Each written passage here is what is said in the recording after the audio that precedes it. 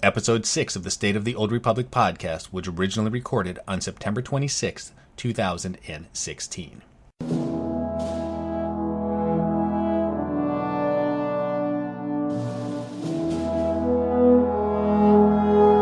It's the State of the Old Republic podcast.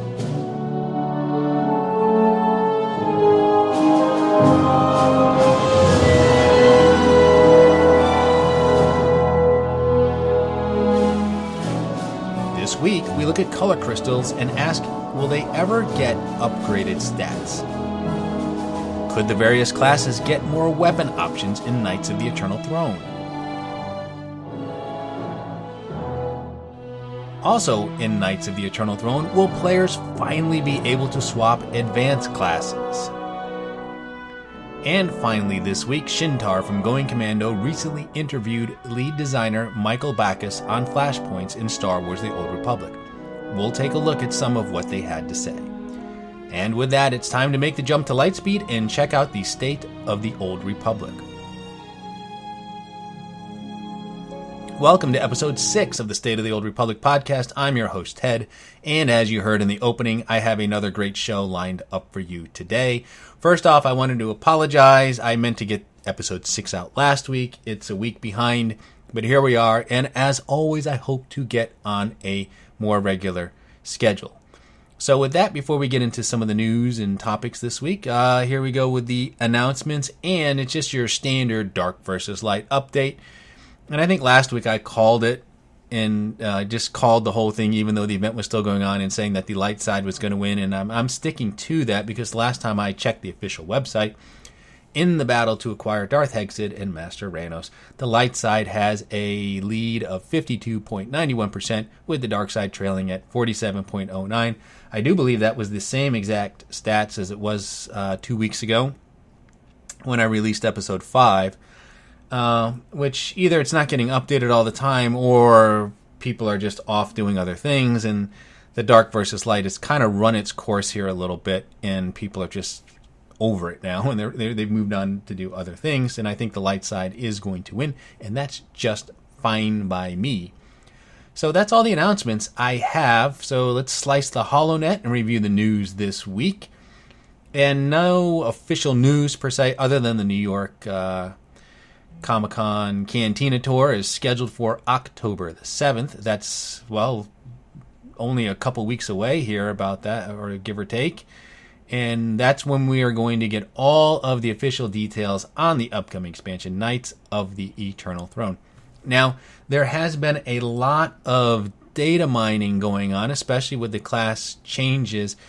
And I'm not ready to go over that yet. And it's not that I'm trying to be respectful towards BioWare and wait for them to come out with the official announcement. It's just, there's a lot of information. It's, it's data mined, so it's not exactly speculative at this point, although it's subject to change because it's obviously coming from a test environment. But there's just a lot of other things to talk about, and if I review everything now and then it doesn't change when they announce it on October the 7th, then I just feel like I'm just going to be repeating myself at that point in time. So just decided I'm going to wait for the official announcement, which means if I stick to my schedule, my next podcast should be October the 4th, which is a few days before October the 7th, and then October 11th would be when I would target episode 8. 8 is great, and 8 would be me talking about all the cool information of our Knights of the Eternal Throne. That said, we're not devoid of information. We're not even devoid of a BioWare even mentioning that there is an upcoming expansion. So in a feature, I guess I'll call this It Came from the Forums, let's just talk about some of the dev tracker and some of the things, topics Eric Musco has been discussing over the forums this past week. And one of the questions that was asked this week and responded to, and it's something that comes up from time to time, is basically, will we ever see upgraded stats on color crystals? Basically, color crystals that have more than the plus 41 of the crit, endurance, etc. that they have now. And this is what he had to say. He said, "Hey folks, certainly other users in this thread have already answered the question, but I thought I would get some confirmation behind it as well. Color crystals having plus 41 to stats is something that we have no intentions of removing / changing. The stat value is tied into multiple items that players can earn or buy, and so we wouldn't want to adjust that value. We can adjust for stat balance, etc. on other items without impacting the plus 41 of the crystal. So in a perfect world, if they could roll back the clock, go back in time, what have you, I think if they were designing crystals, they would be cosmetic items only, and they wouldn't actually have a stat component to them whatsoever. I think that's clearly how they wish they existed in the game today, but they don't, and I don't really think there are good options for tinkering with the stats, whether it just be boosting them way up to fit into today's gear and adjusting them every time there's a gear upgrade or a level cap or what have you. I don't know that they'd want to keep doing that. Certainly reissuing new color crystals with upgraded stats, new versions of the same colors would be a disastrous idea for on very many levels. That would just be a horrible thing. So I think the best option at this point is to just let them be and let them kind of phase out. Let the stat component phase out. And we may already be at that point where the stat bonus you get, at least at max level at the level cap, is negligible. Certainly there's a boost and some value to be had at lower levels, although things are just not that difficult to defeat, especially with the powerful companions that we have today, that even at level 10, it's kind of a nice thing, but it's really not the difference maker in terms of how fast you level or kill something. I don't really notice that. I don't think it's a huge bonus at that point in time. So I think probably the best option for BioWare is just to let it be. Most people choose them because of the colors, and that isn't going to change. And they'll just keep putting them on there with plus 41 stat, and they'll just let the stat itself phase itself out from the game. Now, that said, if you go to the GTN and you look at the prices for crystals, they are not priced as if the stat were meaningless, meaning the same color crystal might be more expensive if you are looking at an eviscerating crystal, which has the crit stat, and a Hawkeye crystal are going to be much more expensive than, say, one that has the endurance stat or even the PvP stat, which is the expertise. So if you don't care about ultimately min-maxing your character and don't see a lot of value that it matters one way or the other what stat you have on your crystal, and you're really just looking to have like the coolest color, it might be worth it to go look at like a War Heroes or an Endurance crystal and just find the cheapest version of the color you want and just ignore the stat entirely. And like I said, I'm not sure if we're quite at that point right now with the level 65 cap and the 224 rating gear. But we'll certainly be a lot closer to that when the level cap goes up to 70. So just something to think about. But again, 41 stat crystals are here to stay, and I think that's probably the best option, is just leave them be and let them phase themselves out of the game. One of the other questions that came up is regarding weapon options for classes, and basically people were saying, hey, might we see more variety of weapons be available to different classes? And this is what Eric had to say about that. He said, this is a good question and one that we have received quite a few times over the past few years. Although we don't normally comment on rumors, I thought this was a good one to jump in front of. As of right now, there are no intentions of expanding the weapons that are available to classes. It has always been our design goal that when a player sees another character, they would be able to tell what class that player was at a quick glance. Part of that is tied into the weapon that they use. Right now, if you see a Republic character running with a blaster rifle, you will assume they are a Vanguard, 2 pistols, gunslinger, and so on. Hope that clears up any rumors. I'm trying to think where I stand on this, because there are other ways in the game to identify classes. Of course, there's icons above people's heads, but that's something you can turn on and off. Armor is another possibility, but they've gone out of their way to let people equip all types of gear, especially with the adaptive armor. You don't have to be a bounty hunter and wear big, heavy armor, for example. You can wear almost anything, robes, anything that's adaptive armor. So you could dress up like a Jedi Knight and be a bounty hunter. So, at this point in the game, And this really mostly applies to PvP.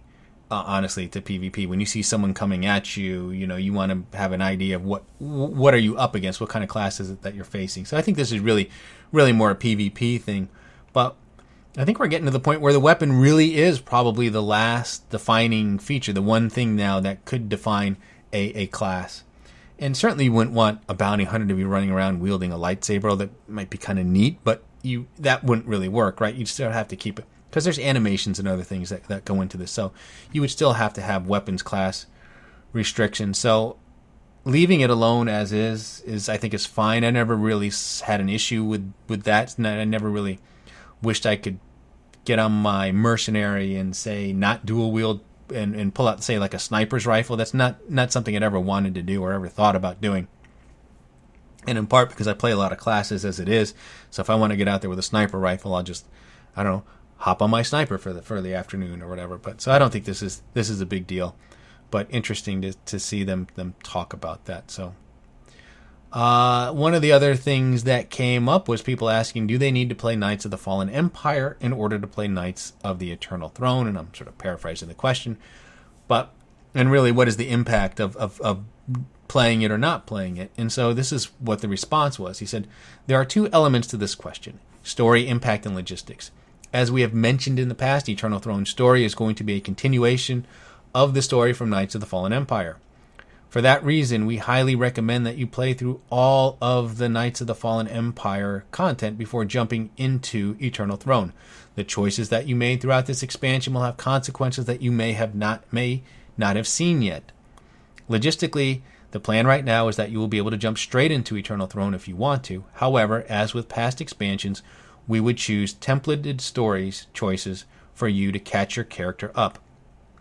For that reason, again, we highly recommend you play through Knights of the Fallen Empire before jumping into Eternal Throne.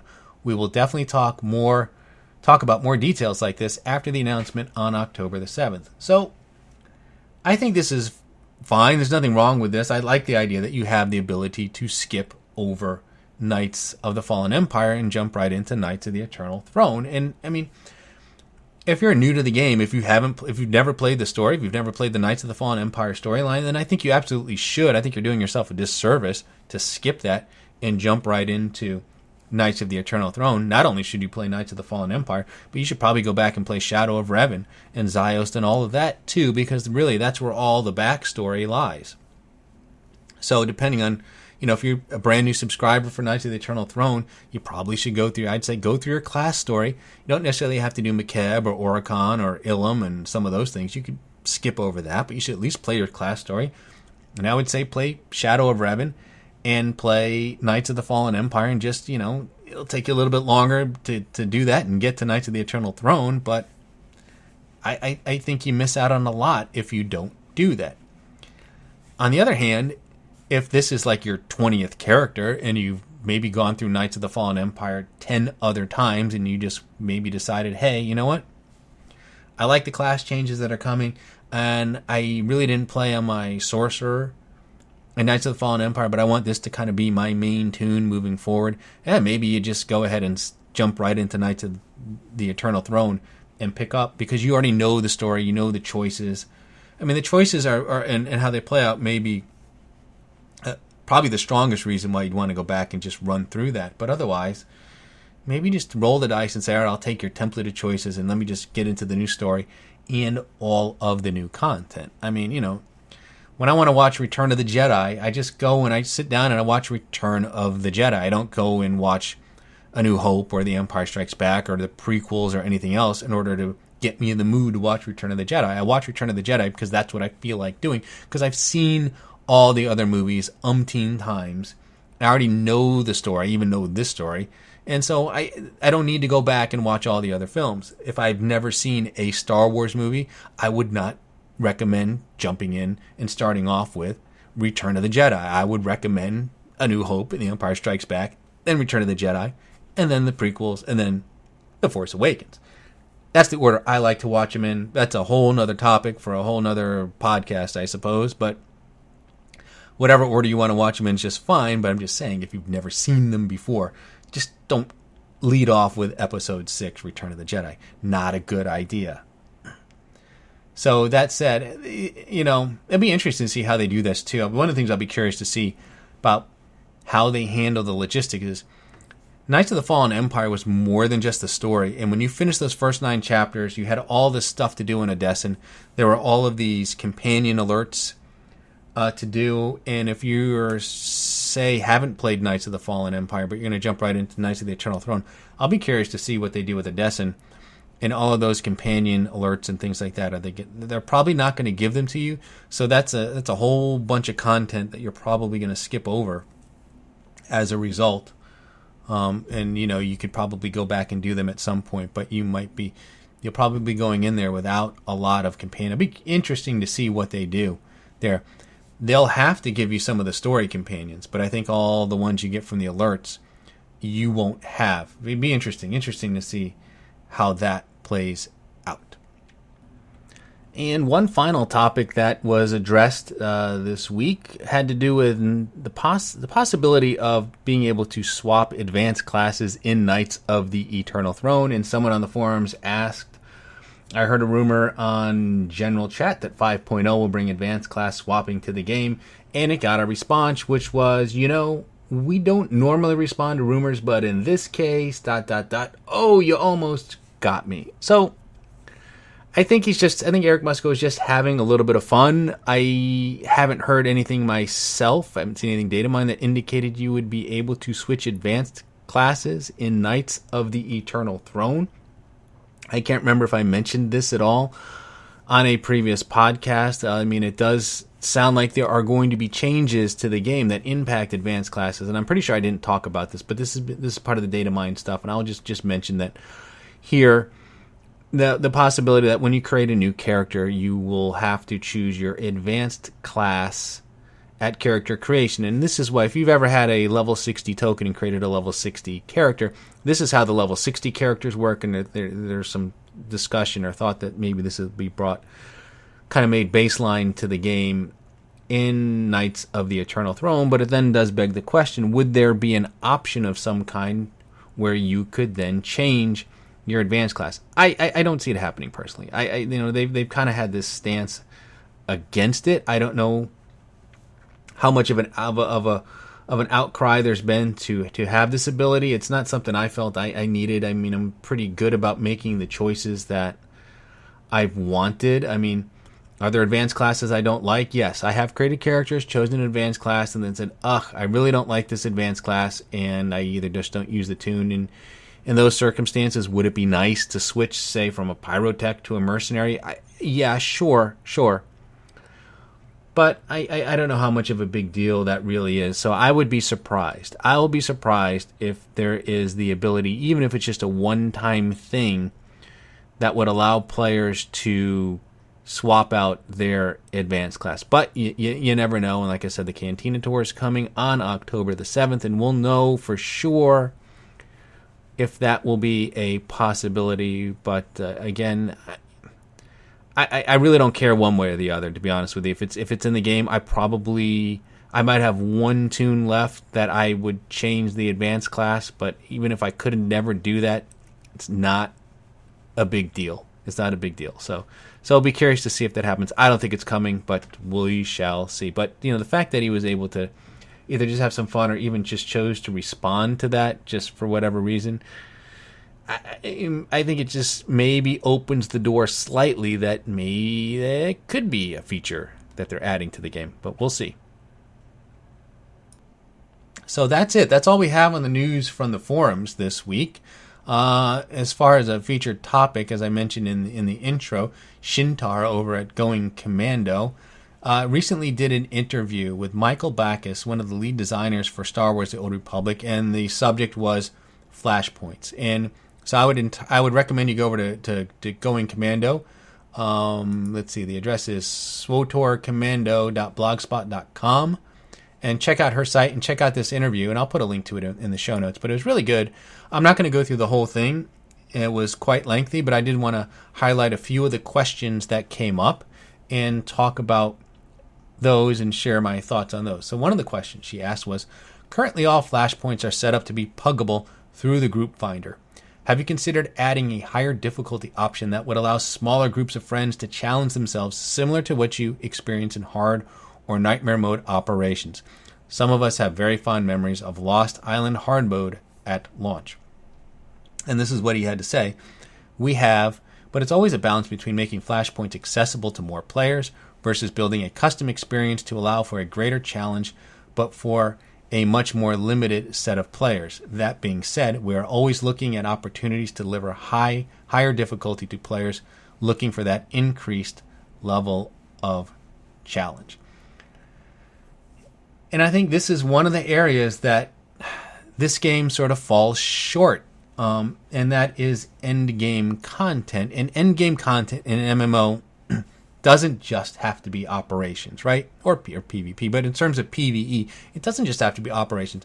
And your flashpoints can absolutely be endgame content. And the idea of having a difficulty level that would require, say, a pre-made group, I don't really see the problem with that. And I don't know how many players that you really exclude by doing that. And and again, a lot depends on the demand and how much time players would be willing to spend running higher difficulty content. Again, a lot too will depend on the rewards that are offered in that. But I will just say this, and I don't like to really spend a lot of time comparing MMOs, but I have been spending a bunch of time lately playing World of Warcraft's new expansion, Legion. And one of the things they've done is they've introduced these Mythic Plus dungeons. And these are your standard 5-man dungeons. However, unlike their versions where you can hop into the group finder and just find a random group of 5 people and knock them out, this requires a pre-made group.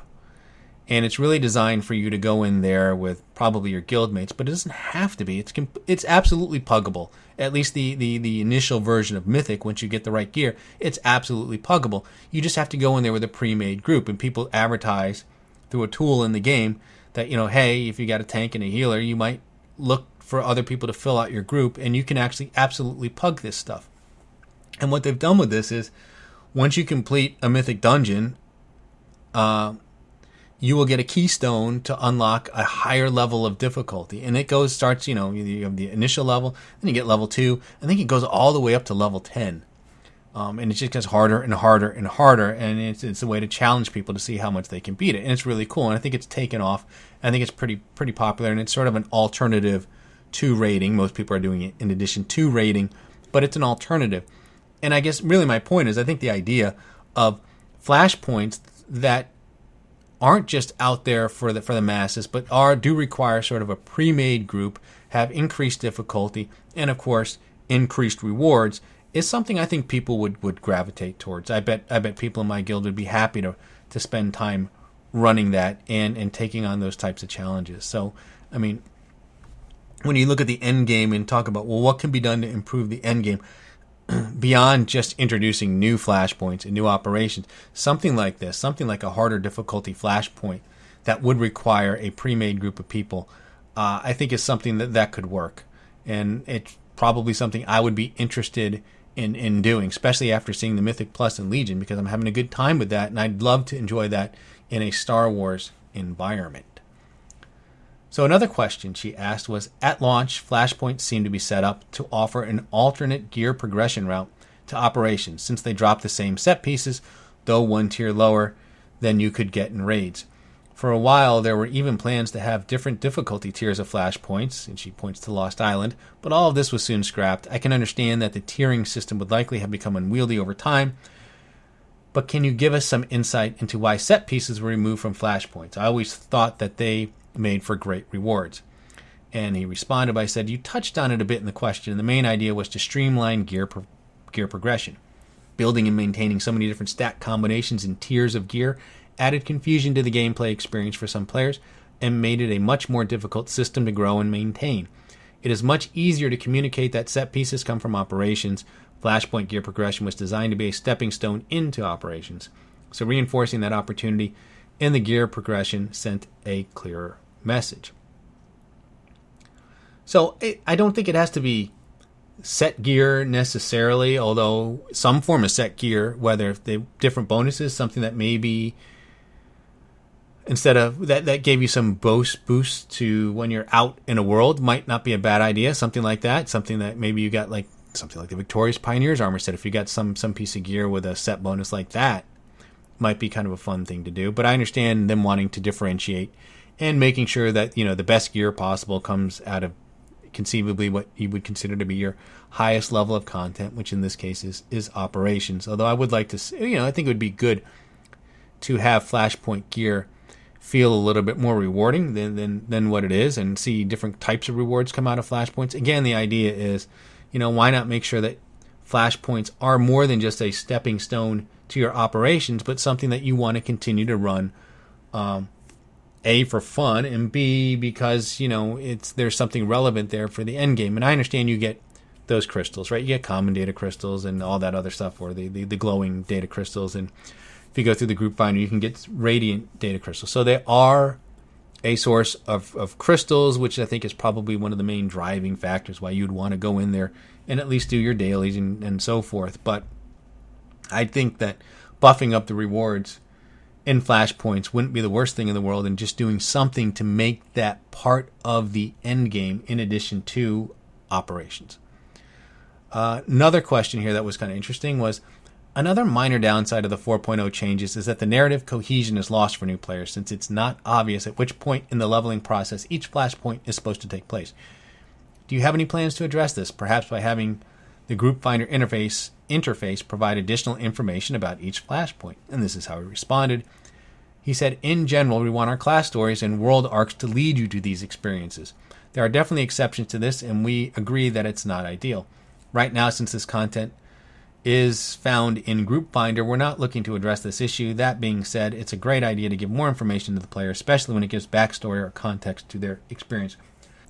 I like this question because I have to say, I have leveled a lot of characters in Knights of the Fallen Empire, and I just haven't seen much in the way of breadcrumbs leading me to do Flashpoint content. I mean, there's some places, some planets where you go to a certain zone, and there you'll see the Flashpoint droid sitting there, and, I usually don't talk to him, and I guess that's the point where you're supposed to go and pick up certain Flashpoints, and then maybe go ahead and plan to do them. But I always feel like the class stories in general, and even the world story arcs, aren't very good at leading you towards which Flashpoints you're supposed to do and when. In fact, I remember, and the Group Finder absolutely makes it awkward, because I was doing some dark versus light events, and I was trying to complete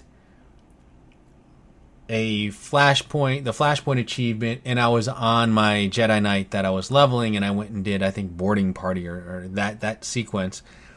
And I think I ended up doing it much earlier than you might normally have done in the story, so it was kind of weird because there were references to my storyline and the Jedi Knight storyline that I hadn't completed yet, and it was really, I don't remember the specifics, but I just remember going, this really seems awkward and out of place here, because it was referencing something that hadn't happened yet, even though I knew it was going to happen. So I don't know if they should go out of their way at this point to try and improve that, but it's not very smooth as far as the when to go and hop into these Flashpoints, especially as you're leveling up. And of course, Flashpoints as a tool for leveling up is another thing. I think it's just one of those awkward things that exists in the game that I don't know needs to be fixed at this point. But it is just so I mentioned that question because it was just something I'd sort of experienced a little bit myself. So another question that was asked, and this is the last one I'm going to go over, was, have you considered how the new Flashpoint system will deal with new additions to the game yet? E.g., next time the level cap goes up, will they all just level with it? Would new Flashpoints also be accessible from level 15 onwards? And he said, we've absolutely considered this, and our goal is to continue to make all of our previous gameplay areas relevant each time we increase the level cap. There is still considerable work involved in that process, not to mention testing time, but it is something we feel is important for our players. And I think the takeaway here is, yes, this system where these Flashpoints will continue to exist, for lack of a better term, as endgame content, or meaning that, once we get to level 70, yes, these flashpoints that exist now at level that we can do at level 65, yes, we're also going to be able to do them at level 70. And I assume the rewards and all of that are going to scale moving forward. So I mentioned this question because what does that mean for new flashpoints, new operations, and things like that? I mean, this is just the system they've built, but it's a system in which the existing content is being designed to remain relevant and continue to be, I don't know, end game content, if you will. And so it's the kind of thing I think exists as sort of if they run out of time, depending on what their main goals are for like Knights of the Eternal Throne, and they need to cut some features in order to fit, the story in or whatever. It just seems like a new Flashpoint or something like that are easy things to put on the chopping block because you've got this as a backup plan, right? Well, we couldn't get this new Flashpoint, but yes, you can still run Hammer Station and all of these things just like you did before, and you'll be able to get, the new levels of gear and your crystals and this and that. And I think Knights of the Fallen Empire, we were okay with that, and everyone was fine with that. But I think moving forward, we need some new stuff. We'll go back and do the old stuff, but there's got to be something else in addition to this, and we'll see. So October 7th, not that far away, and we'll get all the details. But that's it for this week. Here we go. I'm gonna cue the outro music, and which means one thing: you've managed to survive another half hour, give or take, listening to episode 6 of the State of the Old Republic podcast. I'm your host, Ted, and I thank you for tuning in. You can find this podcast on iTunes, Stitcher, Google Play, YouTube, and Buzzsprout. You can also listen to the show directly from the show site, which is currently SOTORpodcast.com. There is an RSS feed where you can subscribe to the podcast directly as well. If you have a question for the show, you can email me at sotorpodcast@gmail.com. You can also tweet your questions to @sotorpodcast, and be sure to follow me on Twitter to get the latest information on the podcast. So tune in next week for episode 7, and I do mean next week. And remember, the Sith Code: cake is a lie.